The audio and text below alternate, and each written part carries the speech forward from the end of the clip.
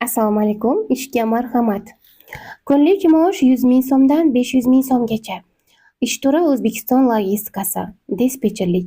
Ish haqida: ishimiz joy tanlamaydi. Uyda o'tirgan holatda ishlash mumkin. Ish hammaga to'g'ri keladi. Bizda qo'shimcha ish izlayotganlar, talabalar, uy bekalari ishlasa bo'ladi. Har bitta yuk yopganimiz uchun minimum 100 ming so'm haq olasiz. Avval yaxshilab, tinglab, keyin yozing. Erkin grafik asosida ishlanadi hamda bir kunda daromadga chiqasiz. Bir kun davomida o'rganasiz va ertasi kuni pul ishlaysiz. Bir haftalik kuratorlar bo'ladi. Kursni o'rganish pullik faqat bir marta to'lov qilinadi. Boshqa to'lov yo'q.